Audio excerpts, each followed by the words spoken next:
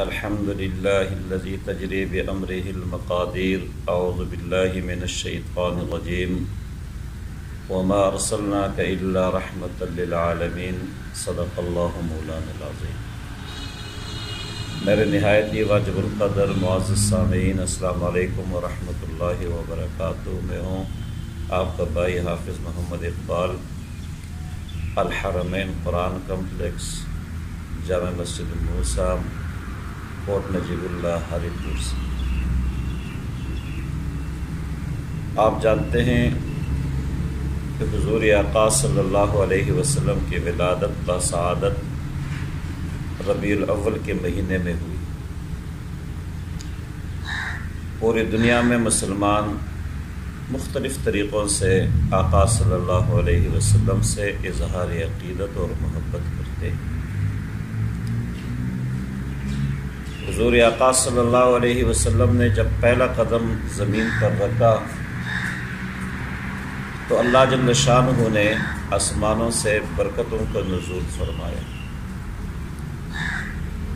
آپ کا نام محمد کا معنی یہ ہے کہ جس کی سب سے زیادہ تعریف کی جائے. امت مسلمہ نے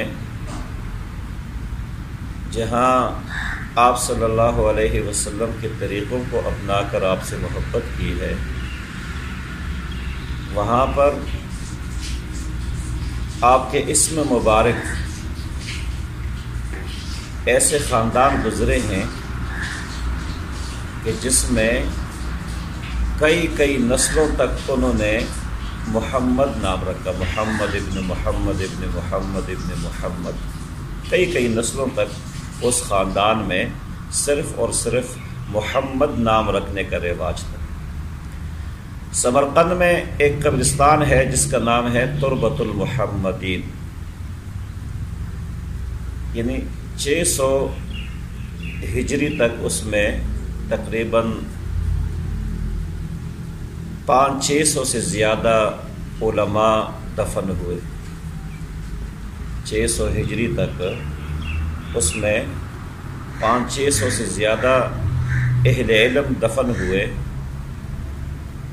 صاحب ہدایہ کو وہاں قبر کے لیے جگہ نہیں مل سکی، اس لیے کہ ان کے نام میں محمد نہیں تھا.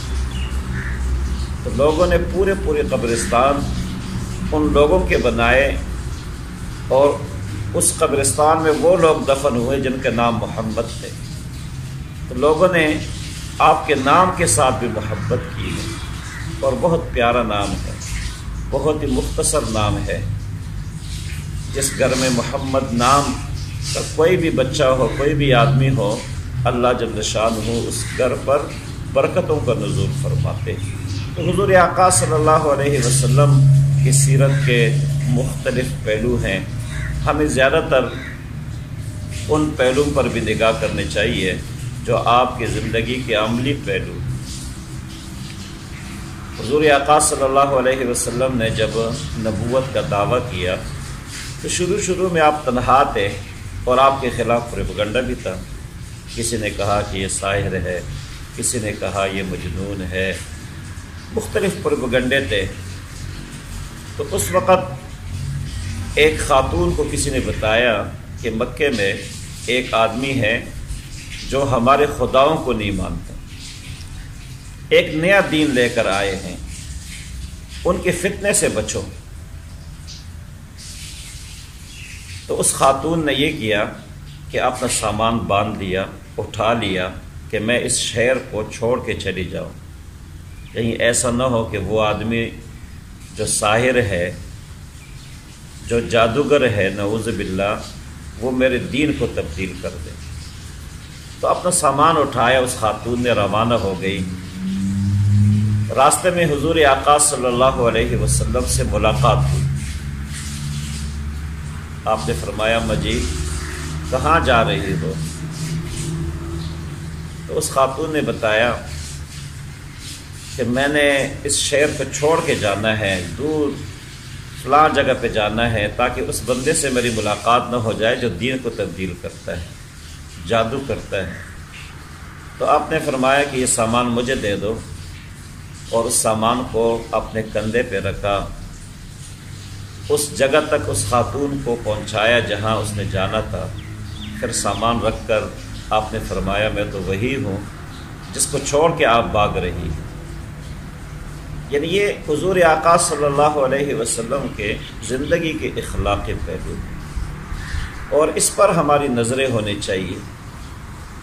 رات کو ایک مرتبہ آپ باہر نکلے گلی میں تو ایک دروازے سے اندر رونے کی آواز آ رہی تھی۔ عرض یہ کر رہا تھا کہ ہماری ذات سے کسی کو تکلیف نہ ہو۔ حضور آقا صلی اللہ علیہ وسلم کی سیرت کا ایک بہترین پہلو یہ بھی ہے کہ پوری زندگی آقا صلی اللہ علیہ وسلم کی ذات سے کسی کو تکلیف نہیں ہے۔ آپ نے تو یہاں تک فرمایا کہ اس آدمی کو بھی اجر ملے گا جو آدمی راستے سے تکلیف کی چیز ہٹا دے۔ کسی چیز سے تکلیف ہونی ہو، کانٹا ہو، کوئی چلکا ہو کہ جس سے پھسلن ہو، لوگ گر جائے، تو آپ صلی اللہ علیہ وسلم نے فرمایا ایسی چیز کو راستے سے ہٹانا یہ بھی صدقہ ہے۔ تو جس کا یہ فرمان ہو وہ کسی کو تکلیف کیسے دے سکتا ہے؟ تو اندر سے رونے کی آواز آ رہی تھی۔ آپ صلی اللہ علیہ وسلم نے فرمایا کہ کون ہو، کیا مسئلہ ہے، کیا تکلیف ہے آپ کو کہ اتنے درد سے رو رہے؟ تو اس نوکر مزدور نے کہا کہ دیکھو میں دن رات چکی پیستا ہوں، دن کو بھی مالک مجھ سے کام کراتا ہے، رات کو بھی کراتا ہے، مجھے آرام کا موقع نہیں ملتا اور معاوضہ بھی مجھے پورا نہیں ملتا۔ تو حضور آقا صلی اللہ علیہ وسلم نے فرمایا کہ میں آپ کی کیا خدمت کر سکتا ہوں؟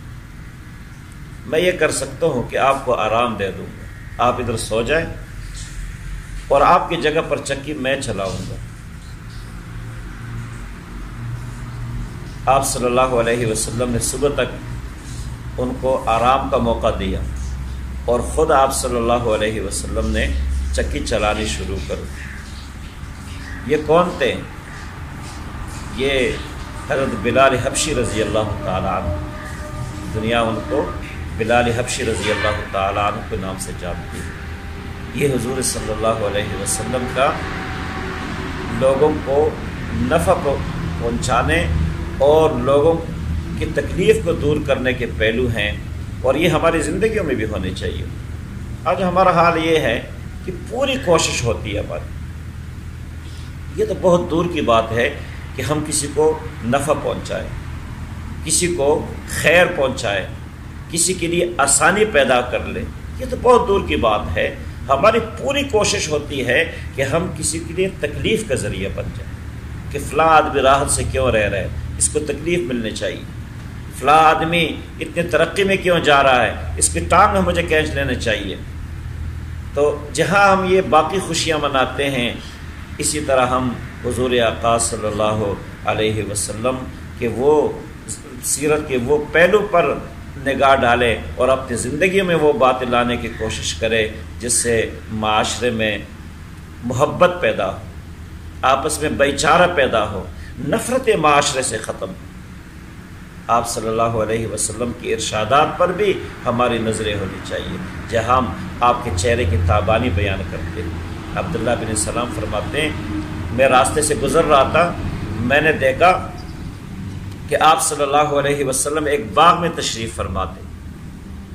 جب میں نے آپ کے چہرے پر نگاہ ڈالی تو مجھے یقین ہو گیا کہ یہ کسی جھوٹے کا چہرہ نہیں ہے۔ عبداللہ بن سلام یہ یہودیوں کے بہت بڑے عالم تھے، یہ کسی جھوٹے کا چہرہ نہیں ہے۔ جہاں ہم آپ کے چہرے کی تابانی بیان کرتے ہیں، جہاں ہم آپ کا حسن بیان کرتے ہیں، جہاں ہم سیرت کی دیگر باتوں پر ہماری نگاہیں ہوتی ہیں، وہاں پر یہ باتیں بھی ہمارے سامنے ہوں، آپ کے ارشادات بھی ہمارے سامنے ہوں۔ عبداللہ بن سلام فرماتے ہیں میں نے جب آپ کے چہرے کو دیکھا میں باغ میں داخل ہوا، جا کر دیکھو یہ کہتا کیا ہے، چہرہ تو بڑا خوبصورت ہے، نورانی ہے، دیکھو یہ کہتا کیا ہے۔ فرماتے ہیں میرے کان میں جو پہلی آواز آئی آپ فرما رہے تھے یا ایھا الناس افشوا السلام واطعام الطعام وصلوا باللیل والناس ینام تدخلون الجنۃ بالسلام۔ عبداللہ بن سلام فرماتے ہیں جب میں باغ میں داخل ہوا، آپ کے چہرے کو دیکھا، چہرے کی نورانیت کو دیکھا، تو پھر میں نے یہ سوچا کہ دیکھ لوں قریب جا کے کہ یہ کہتا کیا ہے. تو میرے کان میں جو پہلی بات آئی، پہلی آواز آئی، افش السلام، آپس میں سلام پلایا کر. آپ صلی اللہ علیہ وسلم جب راستے پر تشریف لے کے جاتے، چھوٹے ہوتے ان کو بھی سلام کرتے، بڑوں کو سلام کرتے، مجلس میں دوسروں کے لیے جگہ چھوڑتے. وَإِطْعَامُ الطَّعَامِ، اور غریبوں کو کھانا کھلایا کر. افش السلام وَإِطْعَامُ الطَّعَامِ وَصَلُّوا بِاللَّيْلِ، اور رات کو اس وقت نماز پڑھا کرو جب سارے لوگ سوئے ہوتے. وَصِلُوا الْأَرْحَامِ، اور لوگوں کے ساتھ صلہ رحمی کرو. تدخلون الجنت بالسلام، جب یہ صفات ہمارے اندر ہوں گی تو وہ آدمی سلامتی کے ساتھ جنت میں پہنچ جائے گا، جنت میں داخل ہو جائے گا. تو اللہ ہم سب کو عمل کرنے کی توفیق عطا فرمائے. حضور آقا صلی اللہ علیہ وسلم نے ایک آدمی سے وعدہ کیا، اس نے کہا کہ چلو میں آتا ہوں. آپ 3 دن تک اس آدمی کے انتظار میں رہے. اس جگہ اپنے کام سے فارغ ہو کر اس جگہ تشریف لاتے ہیں. یہ آپ صلی اللہ علیہ وسلم کی ایفائے عہد لوگوں کے ساتھ. اس لیے یہ چیزیں ہماری زندگیوں میں آنی چاہیے. ہماری زبان حضور صلی اللہ علیہ وسلم کے ارشادات کے مطابق جھوٹ سے پاک ہونی چاہیے. اسی طرح ہماری زندگی ہمارے ہاتھ سے، ہمارے پاؤں سے، ہمارے آنکھوں سے، ہماری زبان سے کسی کو تکلیف نہیں ہونی چاہیے. نبی کریم صلی اللہ علیہ وسلم نے ارشاد فرمایا کامل مسلمان وہ ہے کہ جس کی زبان سے اور جس کے ہاتھوں سے دوسرے مسلمان محفوظ ہوں. اللہ ہم سب کو عمل کرنے کی توفیق عطا فرمائے. جزاکم اللہ خیرا، احسن الجزاء.